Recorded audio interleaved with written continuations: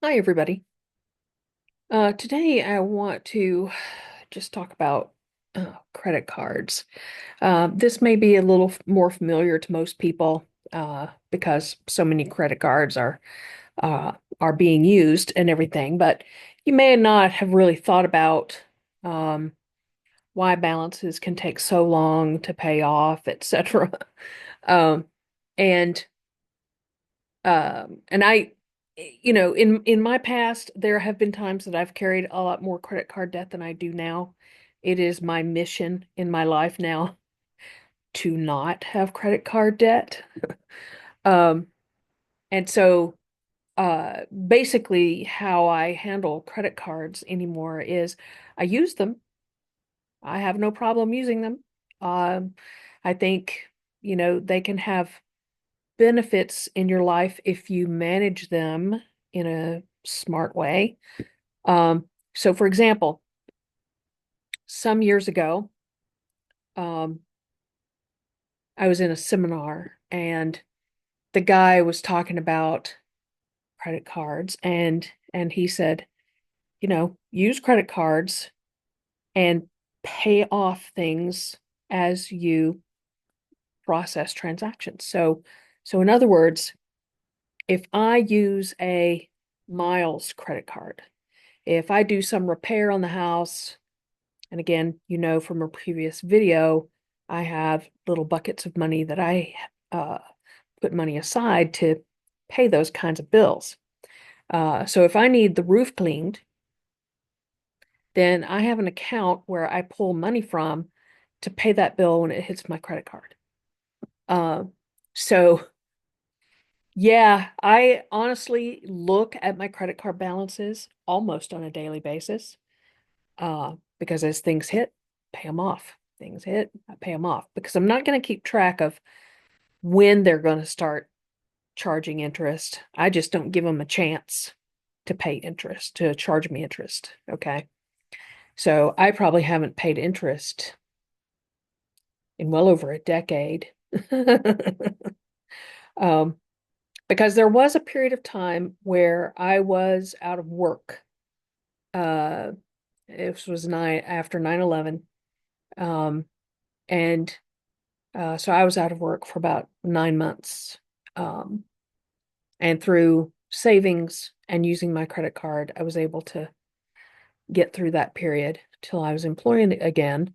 But that was the one time I carried a fairly hefty credit card balance, and it was killing me on interest charges. Um, it used to be that you could contact a credit card company, and because of your credit score, you could get some decent rates. But like right now, even on my credit cards, they would charge me over 20% interest if I carried a balance, you know. So when you do get a credit card, you want to pay very close attention to the documents that come with it, because that will tell you what interest rate you're charged on these balances. Uh, and anymore, it's just crazy interest. Out of all of the things in the world, um, the convenient credit is a killer when it comes to interest charges. Okay, so that's number one. But if you use a credit card in a, I guess, reasonable fashion, you charge something, you go immediately pay it off, and you're not ever charged those interest charges, um, then, you're getting the miles, but no other downside, you know. So I have all kinds of things that I pay by credit card. Like a lot of my regular monthly expenses go on a credit card. Um, the water bill, the electricity bill, my HOA fees, all that kind of stuff hits a credit card. But I have money earmarked for that, so I go and pay it. Go and pay it as soon as it hits. I know roughly when it's going to hit. Oftentimes I'm notified by email when it's being processed. And so I go in there in the next day or two and just pay it off. Okay. Because I no longer want to be in that mire of credit card interest. that was miserable. And for any of you that are in that situation, you know what I'm talking about. It is awful. So, second of all, don't pay minimum payments. Okay.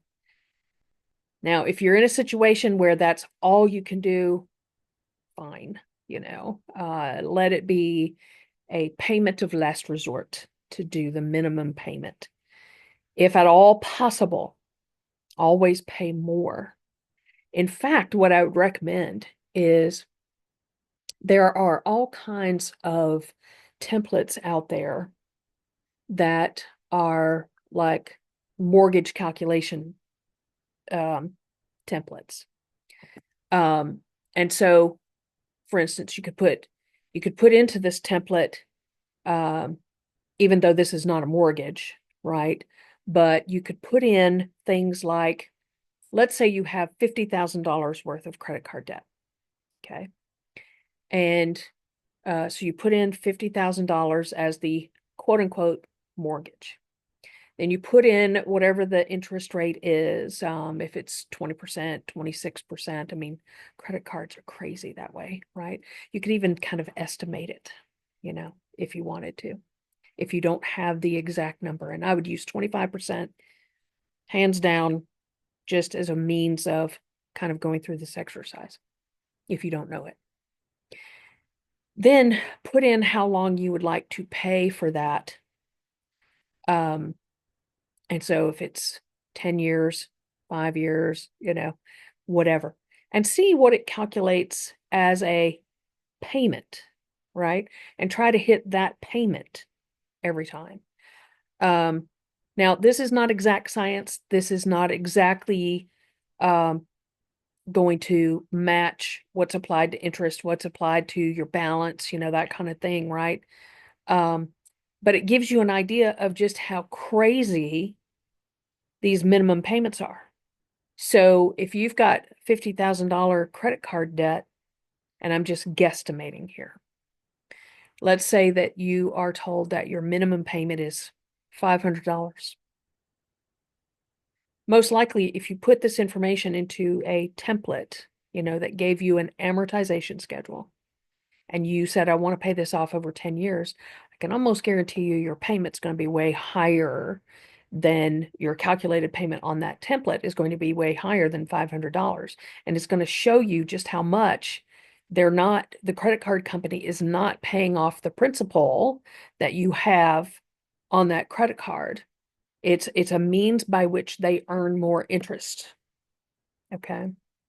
So, first of all, just to recap, make sure you manage your credit cards in a manner that gets you the goodies that you do want, things like miles or whatever. Like I use my Amazon card all the time these days. I shift my purchasing power to different cards at times, because it's like, oh, I want to earn more miles for a while, or oh, I want to use Amazon points for a while, or, something else, right? So manage it like a pro, manage it like a savvy financial person. Okay. Secondly, do not make minimum payments if you do carry a balance. Just don't. As much as possible, pay more, pay a lot more than that minimum balance. Because if you look at your credit cards, the interest accruing on it can be astronomical if you just do minimum payments. And then finally, just manage this in a way, if you have to make a minimum payment, because, sometimes our financial situations are not great. During that period of time when I carried so much debt, sometimes all I could do was the minimum payment. But whenever possible, I got rid of it as quickly as I possibly could, because out of all the debts that I have had in my life, credit card debt has been the worst, as well as that student loan, which I did a video about. So I try not to have any of those. Um, so so that's kind of what life has taught me. Um, and if at all possible, I hope that credit cards don't drown you either. It's one of the, it's honestly really, I mean, credit cards can be good. But I think we don't necessarily think about it when we're using them, about how it can take over our lives. Okay. And if nothing else, um, one of the most profound, one of the most profound thoughts I probably ever had was after reading The Richest Man in Babylon. It's an older book, um, and it's a parable. It's kind of written like a parable. Um, but there was one chapter in particular where there was this slave who owed money. And when I read that chapter, I was like, oh, that's how this credit card debt feels. I am a slave to this, and I don't want to be a slave to it anymore. I want to own it rather than it owning me. Okay. So I hope this helps in kind of a way of thinking about credit card debt.